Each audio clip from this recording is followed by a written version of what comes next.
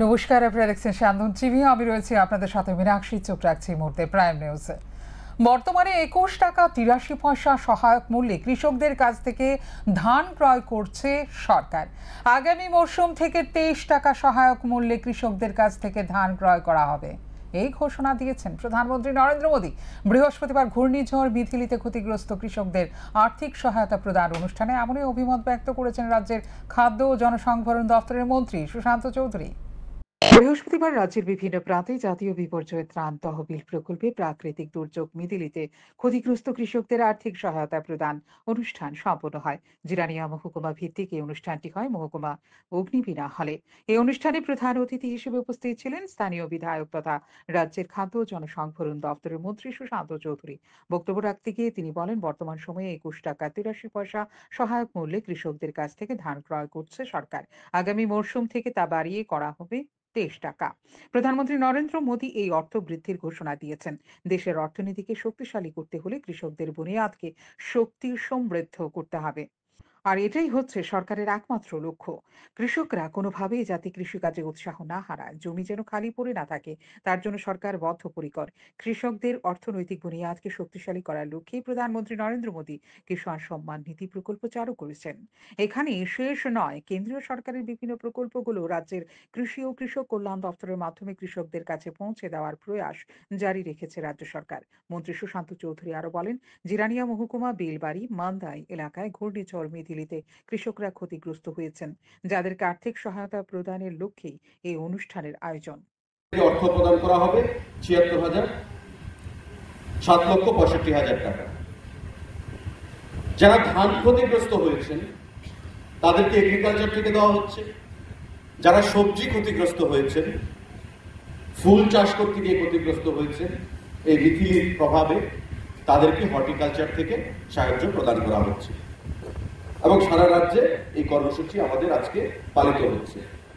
তো আমি রাজ্যের মাননীয় মুখ্যমন্ত্রী, মাননীয় কৃষিমন্ত্রীকে ধন্যবাদ জানাচ্ছি এই মহকুমাবাসীর তরফ থেকে, আমার ব্যক্তিগত তরফ থেকে,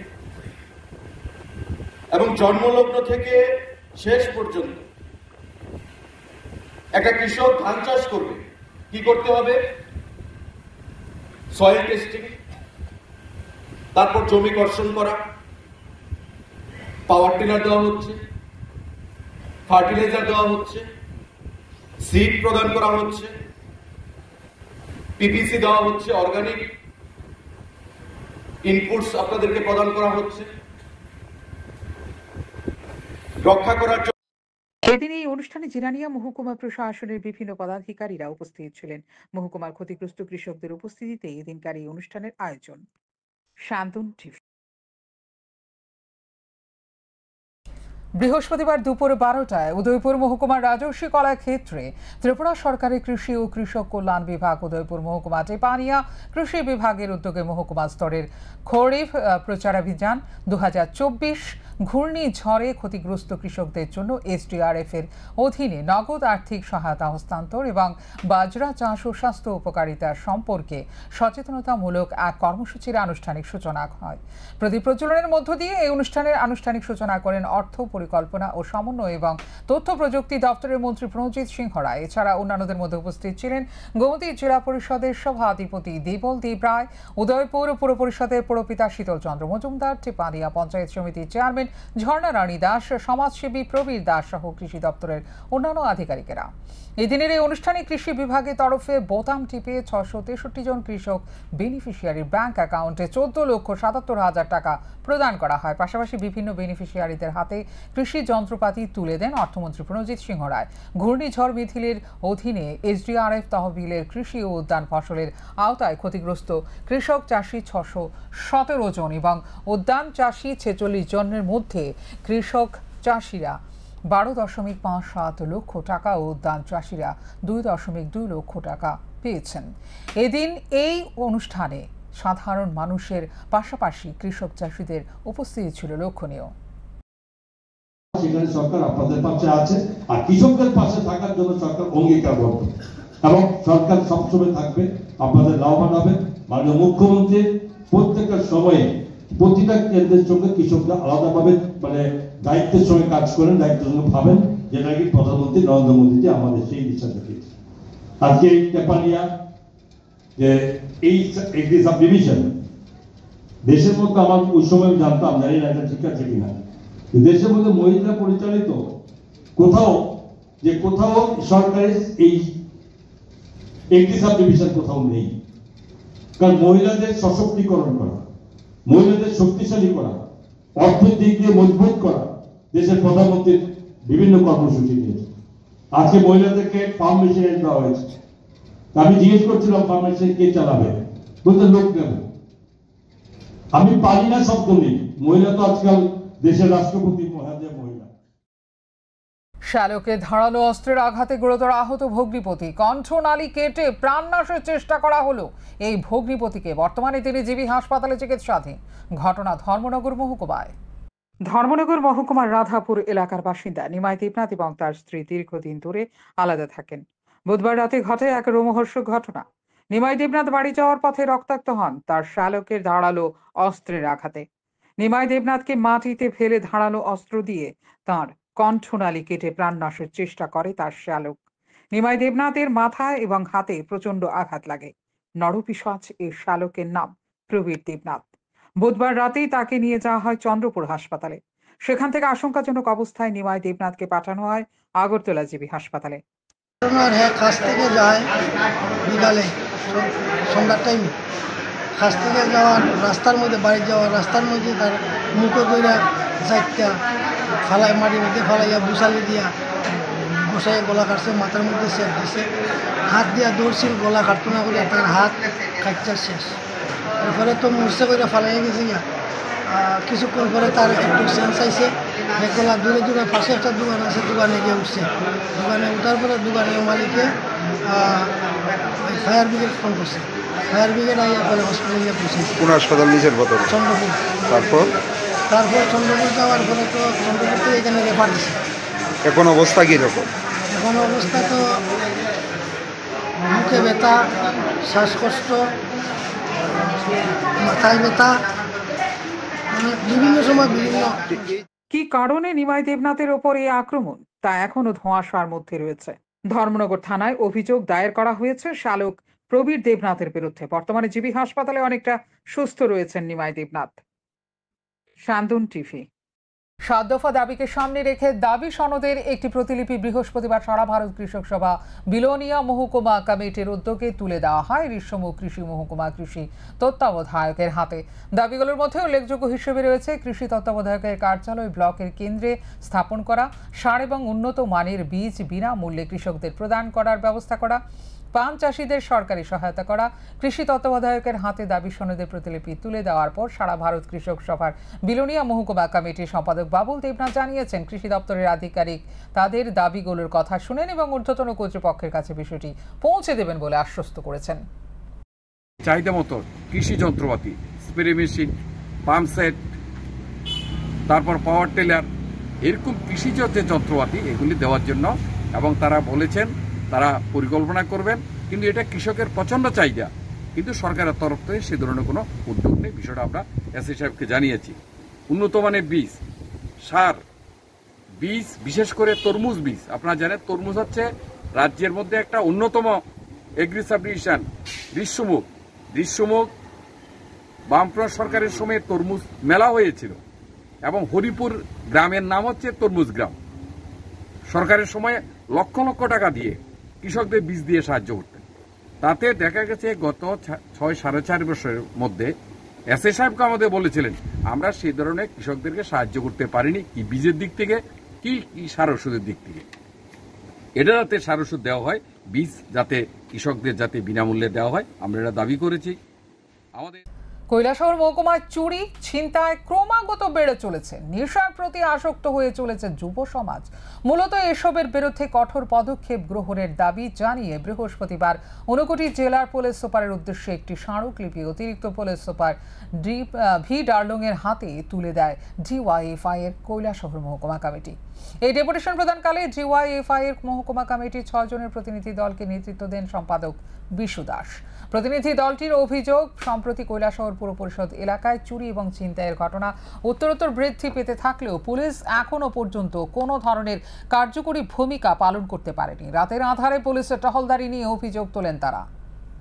কৈলাসহর মহকুমা কমিটির পক্ষ থেকে আমরা এসপি মহোদয়ের কাছে আজকে আমরা একটা কোশ্চেন দিয়েছি প্রতিনিধিমূলক। মূলত বিষয় হলো এই সাম্প্রতিক কালে দেখা যাচ্ছে কৈলাসহরের মধ্যে কৈলাসহর শহর ছাড়াও আশপাশ এলাকার যে হারে চুরি এবং ছিনতাই সারা জগৎ জুড়ে চলছে, সেটা একটা মানুষ আমাদের কৈলাসহরবাসীর কাছে উত্তেজনাভাবে দাঁড়িয়েছে। তাই পরিপ্রেক্ষিতে আমরা দিয়েছি এবং দেখা গেছে এই সময়ের মধ্যে নেশা দ্রব্যের কারণে একটা যুব সমাজ ধ্বংসের পথে চলে যাচ্ছে। তার পরিপ্রেক্ষিতে আমাদের এটি কন্ডিশন। খেলার ছলে বিদ্যুতের খুঁটিতে চড়তে গিয়ে বিদ্যুৎপৃষ্ট হয়ে গুরুতর আহত হল 11 বছরের এক শিশু। ঘটনা আগরতলা খয়েরপুরের মেখলিপাড়া চা বাগান এলাকায়। গুরুতর আহত এই শিশুর নাম রূপক সবর। সঙ্গে সঙ্গেই তার খেলার সঙ্গীরা খবর দেয় বাড়িতে। ছুটে আসে তার মা। গুরুতর আহত অবস্থায় তাকে উদ্ধার করে নিয়ে আসে আগরতলা জিবি হাসপাতালে। তার শরীরের বেশ কিছু অংশ ঝলসে গেছে। রাস্তায় প্লেয়ার মানে খুঁটা কাটছে যে উঠতে আসছিল, বাড়ি খেয়ে নিচে করছে। কি কারণে গেছিল এখানে? আমি না করছি, রেলতে যাইও না করছি, কোন ফাঁক দিয়ে আয়া করছে। এমন কি প্রতিনিয়ত যায় মানে ছেলে? সকালের সেটা এই মানে কারেন্টটা লাগছে কিভাবে? উঠতে আসছিল খুঁটার মধ্যে, উঠতে আসছিল প্লেয়ার খুঁটা গাড়ছে না, উঠতে আসছিল কারেন্টের খুঁটির মধ্যে উঠতে চাইছিল। হ্যাঁ, বাড়ি খাইয়া নিচে ফেলাইছে। তখন কি একই ছিল না সঙ্গে কেউ আসছিল? কুলাপন আসছিল, কুলাপন ডাক দিয়ে আমার কইছে। তা আপনি গিয়ে সেটা ছেলের কি অবস্থা পাইছেন? আমি লইয়া মাথা জল দিছি, দিয়া বাড়িতে বসে। কোন জায়গায় হয়েছে ঘটনাটা? লইয়া মেখলিপাড়া যাবে। মানুষ তার মৌলিক অধিকার না পেয়ে রাস্তায় নেমে গণতান্ত্রিক আন্দোলন করছে, আর শাসক দল মানুষকে রক্তচক্ষু দেখানোর চেষ্টা করছে এবং অত্যাচার নামিয়ে আনার চেষ্টা করছে। কিন্তু এইভাবে গণতান্ত্রিক আন্দোলন দুর্বল করা যাবে না। শাসক দলের এই রক্তচক্ষুকে পেছন দিকে ঠেলে দেওয়ার জন্য মানুষ প্রস্তুত রয়েছে। বৃহস্পতিবার সন্ধ্যায় ছাত্র যুব ভবনে এসএফআই এবং টিএসইউ যৌথ উদ্যোগে সাংবাদিক সম্মেলন করে এই কথা জানান এসএফআই রাজ্য সম্পাদক সন্দীপন দেব। তিনি বলেন, সর্বভারতীয় নিট এবং নেট পরীক্ষার দুর্নীতি সুষ্ঠু তদন্ত এবং রাজ্যের বিদ্যাজ্যোতি প্রকল্পের বিরুদ্ধে বৃহস্পতিবার ছাত্র ধর্মঘটের ডাক দেওয়া হয়েছিল। এরই অঙ্গ হিসেবে রাজ্য গণতান্ত্রিকভাবে শিক্ষা ভবনের সামনে আন্দোলন চলছিল, কিন্তু সে সময় যুব মোর্চার নেতা ভিকি প্রসাদ সেখানে উপস্থিত হওয়ার কোনো কারণ ছিল না। এই গণতান্ত্রিক আন্দোলন স্থলে আসার পেছনে তার মূলত কারণ ছিল পেশি বল এবং বাহুবল দেখানোর চেষ্টা। এর দ্বারা স্পষ্ট হয়েছে, যদি রাজধানীর বুকের শাসক দলের নেতা এমনটা করতে পারে, তাহলে তারা মফস্বলে কি করছে? ভিকি প্রসাদের এ ধরনের কার্যক্রম তীব্র নিন্দা এবং ধিক্কার জানায় এসএফআই এবং টিএসইউ। তিনি আরো বলেন, গত 2 জুলাই লক্ষ্য করা গেছে, আনন্দবাজারে ছাত্রীরা যখন গণতান্ত্রিক আন্দোলন করছিল তখন তাদের উপর শাসক দলের নেতারা আক্রমণ নামিয়ে আনে। আহত হয়েছে বহু ছাত্রী। এর মধ্যে বর্তমানে জিবি হাসপাতালে চিকিৎসাধীন রয়েছে এক ছাত্রী। সাংবাদিক সম্মেলনে উপস্থিত এসএফআই রাজ্য সভাপতি বলেন, আজকেও শিক্ষা ভবনের সামনে এসএফআই এবং টিএসইউর আন্দোলন রুখে দেওয়ার জন্য পুলিশ যেভাবে বল প্রয়োগ করেছে তাও নিন্দা জানানো হচ্ছে, কারণ পুলিশের সেখানে বর্বরচিতভাবে বল প্রয়োগের কোনো প্রয়োজন ছিল না বলে জানান তিনি। আয়োজিত সাংবাদিক সম্মেলনে এছাড়া উপস্থিত ছিলেন দুই সংগঠনের অন্যান্য নেতৃত্ব। ইউনিভার্সিটিতে ছাত্র সংখ্যা উপস্থিতির দিক দিয়ে একেবারেই নগণ্য ছিল, ক্লাস হয়নি। এই যে ভূমিকা রাজ্যের ছাত্রছাত্রীরা নিলেন, তাদের যে প্রতিবাদের ভাষা ধ্বনিত করলেন, তার জন্য আমরা এসএফআই ত্রিপুরা রাজ্য কমিটি এবং টিএসইউ কেন্দ্রীয় কমিটির পক্ষ থেকে রাজ্যের ছাত্রছাত্রীদের অভিনন্দন জানাচ্ছি, ধন্যবাদ জানাচ্ছি। আমাদের আজকের গোটা আন্দোলন প্রক্রিয়া আপনারা লক্ষ্য করেছেন। আমরা শিক্ষা ভবনের সামনে বিক্ষোভ দেখিয়েছি, আমাদের রাজ্যে যা হচ্ছে তার প্রতিকার চেয়েছি। স্কুল বন্ধ করে দেওয়ার মতো সিদ্ধান্ত এটা চূড়ান্তভাবে ছাত্র বিরোধী। আমরা যখন বিক্ষোভ সংগঠিত করছিলাম তখন এই রাজ্যের শাসক দলের যুব সংগঠন, যুব মোর্চার জনৈক নেতা গণতান্ত্রিক আন্দোলনের স্থানে এসে যেভাবে পেশিবল বাহুবল দেখাবার চেষ্টা করলেন তাকে আমরা ধিক্কার জানাই, আমরা প্রতিবাদ জানাই। ওনার ওখানে উপস্থিত হবার মতো কোনো কারণ ছিল না। সারা রাজ্যেই তো এটা চলছে। ধর্মনগরে ছাত্রছাত্রীরা তারা শিক্ষকের দাবি নিয়ে রাস্তায় বসেছিলেন। বৃহস্পতিবার আগরতলা প্রেস ক্লাবে এক অনুষ্ঠানের মধ্য দিয়ে অক্ষয় তৃতীয়া উপলক্ষে স্বর্ণকমল জুয়েলার্স আয়োজিত স্বর্ণ অক্ষয়ের বিজয়ীদের হাতে পুরস্কার তুলে দেওয়া হলো। মেগা লাকি ড্রর মধ্যে 5টি নেকলেস ছিল। এর মধ্যে 3টি দেওয়া হয় আগরতলা শোরুম থেকে আর 2টি দেওয়া হবে উদয়পুর শোরুম থেকে। ডেলি লাকি ড্রর মধ্যে থেকে 22 জনকে স্বর্ণ মুদ্রা দেওয়া হয়েছে আগরতলা শোরুম থেকে, আর শুক্রবার উদয়পুর শোরুম থেকে দেওয়া হবে 11 জনকে স্বর্ণ মুদ্রা। হীরের গহনা কিনে কাটার উপরে বাম্পার লাকি ড্রর মধ্য দিয়ে 5টি হীরের আংটির মধ্যে 3টি দেওয়া হয়েছে আগরতলা শোরুম থেকে আর 2টি দেওয়া হবে উদয়পুর শোরুম থেকে। এদিন এই অনুষ্ঠানের মধ্য দিয়ে গ্রাহকদের অভিনন্দন জ্ঞাপন করা হয়েছে স্বর্ণকমল জুয়েলার্সের পক্ষ থেকে। এবারে তারা আয়োজন করতে চলেছে স্বর্ণ বর্ষার বলে জানিয়েছেন স্বর্ণকমল জুয়েলার্সের ম্যানেজার সুরজিৎ চক্রবর্তী। আগরতলা প্রেস ক্লাবে অনুষ্ঠিত হলো স্বর্ণ অর্ঘ্য, স্বর্ণ অক্ষয়, যেটা আমাদের স্বর্ণ অক্ষয় আমরা অক্ষয় তৃতীয়ার সময় যে উপহার দিই, অর্থাৎ মেগা লাকি ড্র এবং মেগা লাকি ড্র যেটা আমরা দিয়ে থাকি সেই অনুষ্ঠান, এবং আমরা আমাদের ক্রেতা বন্ধুদের হাতে তুলে দিলাম। মেগা লাকি ড্রয়ের 5টি নেকলেস ছিল, তার মধ্যে 3টি আগরতলা শোরুম থেকে এবং 2টি হচ্ছে উদয়পুরের শোরুম থেকে। এছাড়া ডেলি লাকি ড্রতে 33টি আমাদের গোল্ড কয়েন ছিল, তার মধ্যে 22টি দেওয়া হয়েছে আগরতলা শোরুম থেকে এবং কাল শুক্রবার দেওয়া হবে উদয়পুর শোরুম থেকে 11 জন। এবং বাম্পার লাকি ড্র যেটা ছিল, অর্থাৎ হীরের গয়না কেনাকাটার জন্য যে আমরা উপহার দিয়েছিলাম 5টি হীরের আংটি, তার মধ্যে 3টি আমাদের আগরতলা শোরুম থেকে এবং 2টি দেওয়া হবে হচ্ছে উদয়পুরের শোরুম থেকে। এই সময়ে মানুষের উৎসাহ ছিল। আজকে আগরতলা আমাদের প্রেস ক্লাবে সকল বৃহস্পতিবার আগরতলার ইন্দ্রনগর স্থিত ইংরেজি মাধ্যম হাই স্কুলে এক সচেতনতামূলক অনুষ্ঠানের আয়োজন করা হয়। মূলত যে 3টি নতুন আইন প্রণয়ন করা হয়েছে সেই 3টি নতুন আইন সম্পর্কে সচেতন করার জন্য এদিনকার এই কর্মসূচির আয়োজন। এই কর্মসূচির উদ্যোক্তা পূর্ব মহিলা থানা। উপস্থিত ছিলেন সদরের এসডিপিও দীপা দেববর্মা, পূর্ব মহিলা থানা ভারপ্রাপ্ত আধিকারিক সহ আর অনেকে। ছাত্রছাত্রীদের মধ্যে সচেতনতামূলক বার্তা হিসেবে এই 3টি নতুন আইনের বিভিন্ন দিক তুলে ধরা হয়েছে বলে জানিয়েছেন সদরের SDPO Deepak Debbarma.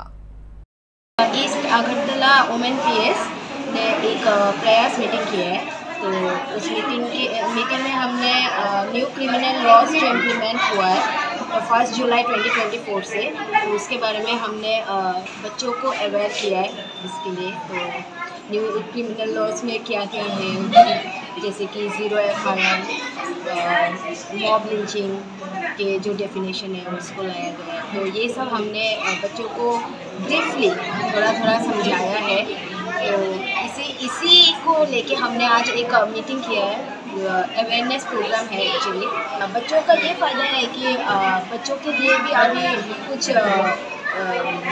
Loss introduce किया गया है, जैसे कि ट्रैफिकिंग में जो बाइंग एंड सेलिंग होता था बच्चों का, तो उसको लेके जो पनिशमेंट है अभी लाइफ इम्प्रिजनमेंट कर दिया गया है या फिर डेथ सेंटेंस कर दिया गया है। तो इन सबको लेके हमको जो बच्चों को अवेयर करना था।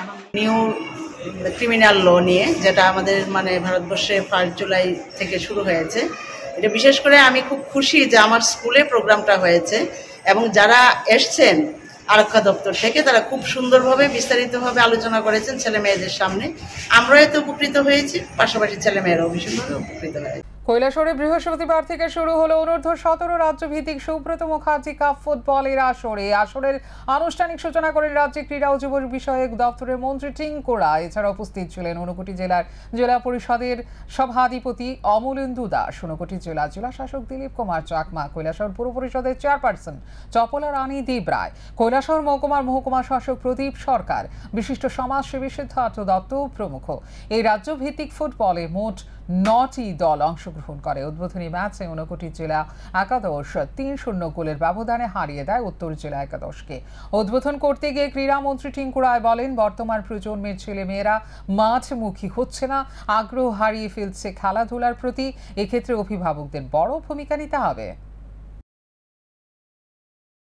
আমরা দেখতাম বড় বড় টুর্নামেন্টগুলো যখন অলিম্পিক হতো, সেই অলিম্পিকে যখন মেডেল সংখ্যাটা টিভির পর্দায় বেশি উঠত, সেখানে আমরা দেখতাম নাইজেরিয়া, কেনিয়া, উগান্ডা, ওই সমস্ত ছোট ছোট দেশগুলো কিন্তু আমাদের থেকে এগিয়ে ছিল। অথচ আমাদের ভারতবর্ষে ছোট্ট রাজ্যগুলির থেকে জনসংখ্যার নিরিখে তাদের দেশের সংখ্যা কম, কিন্তু মেডেল সংখ্যা অনেক বেশি ছিল। কিন্তু আজ যদি দেখি আমরা, এই গত বছর যখন এশিয়ান হয়েছে, সেই এশিয়ান গেমসে ভারত 100-এরও বেশি মেডেল জিতেছে। আর এটা সম্ভব হয়েছে স্বাধীনতা ৭৭ বছর এসে দাঁড়িয়ে। প্রধানমন্ত্রী নরেন্দ্র মোদীজি এবং তখনকার খেলমন্ত্রী তাদের দিশা নির্দেশে আজ আমাদের ভারতবর্ষ কিন্তু খেলাধুলায় গোটা পৃথিবীকে চ্যালেঞ্জ দিচ্ছে। আমরা প্যারা এশিয়ান হয়েছে, প্যারা এশিয়ানে 111টার বেশি মেডেল। এদিকে সোনামুড়া খেলার মাঠে শুরু হলো অনূর্ধ্ব 17 বছর বয়সী ছেলেদের 63তম সুব্রত মুখার্জি ফুটবল প্রতিযোগিতার রাজ্যভিত্তিক আসর। রাজ্যের 8টি জেলা থেকে একটি করে এবং ত্রিপুরা স্পোর্টস স্কুলকে নিয়ে মোট 9টি দলের মধ্যে নকআউট প্রতিযোগিতার ভিত্তিতে এই আসর শুরু হয়েছে। উদ্বোধনী খেলা হয় পশ্চিম ত্রিপুরা জেলা ও সিপাহীজলা জেলার দলের মধ্যে। সেই খেলায় পশ্চিম ত্রিপুরা জেলা দল 3-2 গোলের ব্যবধানে সিপাহীজলা জেলা দলকে পরাজিত করেছে। এখনকার মতো এই মুহূর্তের সংবাদ এই পর্যন্ত। অন্যান্য আপডেটস দেখার জন্য অবশ্যই নজর রাখতে হবে সান্দন টিভির পর্দায়। সান্দন টিভি, দায়বদ্ধতাই যার ঐতিহ্য।